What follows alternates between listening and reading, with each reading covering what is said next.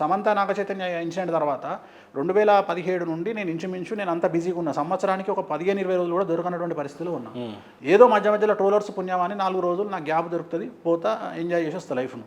So ఇలాంటి సంఘటనలు, జగన్మోహన్ రెడ్డి ఓడిపోయింది కాబట్టి వేణుస్వామి గ్రాఫ్ తగ్గిపోయిందనో, వేణుస్వామి పవర్ తగ్గిపోయిందో అనుకునేటువంటి గోపీలకు చాలామంది జగన్మోహన్ రెడ్డి తర్వాత ఓడిపోయింది సరే, ముఖ్యమంత్రి ఎవరయ్యారు అనేది పక్కన పెడితే, మీరు షూట్ చేసి ఒక వీడియో అయితే వదలడం జరిగింది. ఎస్.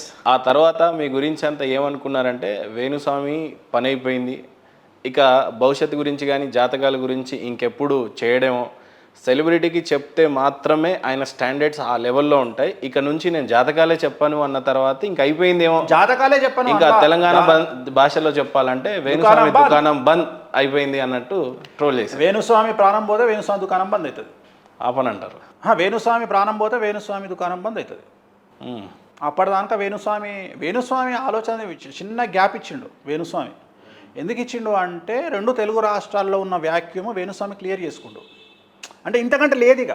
ఇప్పుడు ఒక ఏరియాలో బట్ గట్స్ ఉండాలి స్వామి అలాంటి వీడియో పెట్టడానికి, యాక్సెప్ట్ చేయడానికి కూడా. నేను మొగోడిని కదా, వేరే వాళ్ళలాగా ప్లేట్ ఫిరాయిస్తలేను కదా. వేరే స్వామీజీలు, ఇప్పుడు మీరు మాట్లాడిన ఆంధ్రప్రదేశ్ 2 స్వామీజీలు దుకాణం తెల్లారే ఇట్లా తిప్పిరు, నేను తిప్పలే. నేను అదే స్టాండ్ మీద ఉన్నా. ఇప్పుడు కూడా చెప్తున్నా, నేను కూటమి గెలుస్తుంది ఒకవేళ కలుస్తే అని చెప్పిన వీడియో నా దగ్గర ఉన్నా, నేను మాట్లాడతలేను. నేను అదే స్టాండ్ మీద ఉన్నా. ఎందుకంటే నా ఫెయిల్యూర్ ఒకటి జరిగింది, నేను ఒప్పుకుంటున్నా. కానీ నేను ఇట్లా ప్లేట్ ఫిరాయించే మనిషిని కాదు. గట్స్ ఉండాలి, 100% గట్స్ ఉండాలి. ఆ గట్స్ నాకు ఉన్నాయి, ఒప్పుకునే గట్స్ నాకు ఉన్నాయి.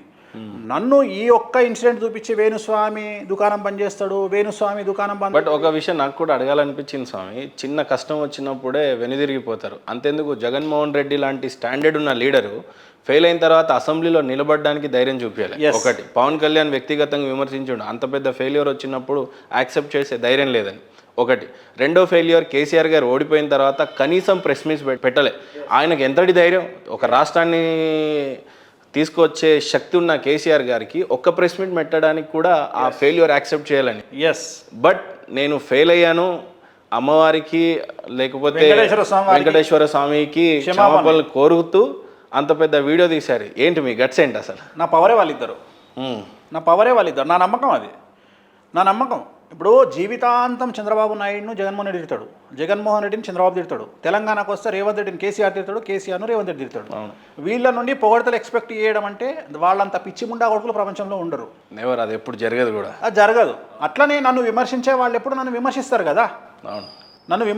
కదా. అసలు నేను ఆ వీడియో రిలీజ్ చేయడానికి ప్రధానమైనటువంటి కారణం ఏంటంటే, నాకు తెలియకుండా జరుగుతున్నటువంటి ఒక ఇన్సిడెంట్ ఏంటంటే, నేను క్రికెట్ ప్రిడిక్షన్ చెప్పినా, ఎలక్షన్ ప్రిడిక్షన్ చెప్పినా, నాకు తెలియకుండా నా వల్ల జరుగుతున్న అతిపెద్ద తప్పు ఏంటంటే బెట్టింగ్లు కడుతున్నారు జనాలు నన్ను నమ్ముకొని. అది నన్ను చాలా బాధించింది. కరెక్ట్. ఆ ఒక్క కారణం చేత ఆ రోజు నేను ఆ వీడియో పెట్టిన. జీవితంలో ఇక మీదట నేను ఇలాంటి ప్రిడిక్షన్స్ చెప్పను. ఎందుకంటే నన్ను నమ్ముకొని నాకు తెలియకుండా నేను పెట్టుమని ఎవరికి చెప్పట్లా. ఇంకొక ముఖ్యమైన విషయం చెప్తా, మీరు అబ్జర్వ్ చేసిరో లేదో, భారతదేశంలో తెలుగు రాష్ట్రాలలో టోటల్ ఎగ్జిట్ పోల్స్ ఫెయిల్ అయినాయి, సెఫాలజిస్టులు అందరూ ఫెయిల్ అయ్యారు. ఎవడి జోలికి రాని మీడియా, సోషల్ మీడియా వేణుస్వామి జోలికి వచ్చింది. అది వేణుస్వామి క్రెడిబిలిటీ, అది వేణుస్వామి స్ట్రెచర్, అది వేణుస్వామి బ్రాండ్. చాలా సర్వే కంపెనీస్ కూడా ఫెయిల్ అయిపోయి. మరి ఎందుకు వాళ్ళని మీరు విమర్శిస్తలేరు? మీరు మనుషులు కాదా? చాలా గొప్పగా మాట్లాడుకునే ఆరామస్థాన్ గారు అంత గొప్పగా వైఫల్యం చెందితే దాన్ని ఏ రకంగా చూడొచ్చు? అది ఆరామస్థాన్ జాతకం. ఆరామస్థాన్ నాకు సన్నిహితుడు, చాలా క్లోజ్ పర్సన్. ఆరామస్థాను గ్రౌండ్లో తిరిగిండు, పనిచేసిండు. గెలుపు గురించి నేను మాట్లాడా. ఎప్పుడు గెలుపును ప్రకృతి బ్యాలెన్స్ చేస్తుంది. ప్రకృతికి విరుద్ధంగా జరిగినటువంటి ప్రతి అంశాన్ని ప్రకృతి బ్యాలెన్స్ చేస్తుంది. నేను అదే నమ్ముతా. రాజశేఖర్ రెడ్డి గారు సీట్లో ఉండరు అని చెప్పినప్పుడు నన్ను చాలామంది తిట్టిరు. సెప్టెంబర్ 2 నుండి సెప్టెంబర్ 2009 సెప్టెంబర్ 2 నుండి 9వ తేదీ లోపల రాజశేఖర్ రెడ్డి గారు సీట్లో ఉండరు ఇన్ ద సెన్స్ ఆయన దిగిపోతాడా చనిపోతాడా అనేది క్వశ్చన్ మార్క్. జరిగింది కదా, చనిపోయిండు. జయలలిత చనిపోయింది కదా, ఇందిరాగాంధీ చనిపోయింది కదా. సో ప్రకృతి బ్యాలెన్స్ చేస్తుంది, అది నాకు అనవసరం. ఏమైంది, ఎక్కడ ఏమైంది, తెలంగాణలో ఏం జరుగుతుంది, ఆంధ్రాలో ఏం జరుగుతుంది నేను చెప్పదలుచుకోలేను, నేను ప్రిడిక్షన్స్ ఇవ్వదలుచుకోలేను. ఓన్లీ పోస్ట్ మార్టం చేస్తున్నా. ఇప్పుడు నేను ప్రిడిక్షన్స్ అసలు ఇవ్వను.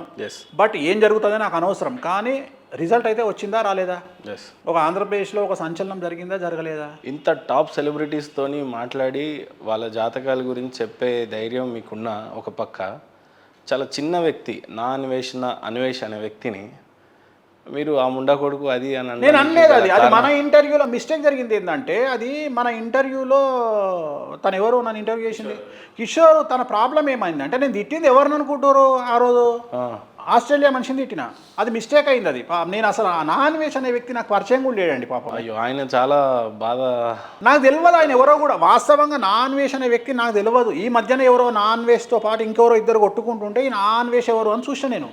నాకు అసలు నాన్వేష్ ఎవరో తెలియదు. నేను నాన్వేష్ని తిట్టలే, నేను ఆస్ట్రేలియా దేశంలో ఉన్న వ్యక్తిని తిట్టిన, పారిపోయిన. పక్క అన్వేష్ అనే వ్యక్తి తన వ్యక్తిగతంగా దేశాలన్నీ తిరుగుతూ ఒక గిన్నిస్ వరల్డ్ బుక్ రికార్డులో ఆయన గుర్తింపు నేను ఎందుకు తిడతానండి? నేను అట్లాంటి వ్యక్తిని నేను ఎందుకు తిడతా? నాకు ఇంకొకటి ఏదో సామెత ఉంది, మోకాల మీద కొడితే పన్ను రాలని అని. నేను ఆయన గురించి నేను ఎందుకు మాట్లాడతా? నాకు సంబంధమే లేని వ్యక్తి కదా, నాకు సంబంధం లేదు. నిజంగా కూడా నేను ఆయన గురించి మాట్లాడలే. అది ఎక్కడనో మిస్టేక్. నేను నా ప్రస్తావన ఎందుకు వచ్చింది నేను అందుకనే నేను ఇప్పుడు మీకు చెప్పదలుచుకున్న పాయింట్ నేను ఎందుకు ఆపేసిన అంటే, ఆ రోజు వీడియో ఆపడానికి గల కారణం ఏంటంటే, నేను సెలబ్రిటీ జాతకాలు ఇవన్నీ చెప్పను అని ఎందుకు చెప్తున్నా అంటే, తెలంగాణ ఎన్నికలలో నేను మీకు చెప్పిన ఒక వీడియో ఉంది. తెలంగాణ ఎన్నికలలో మనం ఏం చెప్పినాం అంటే, చాలామంది తెలంగాణ ఎన్నికలలో వేణుస్వామి టీఆర్ఎస్ గెలుస్తుంది అని చెప్పిండు అని చెప్పేసి అన్నారు కదా.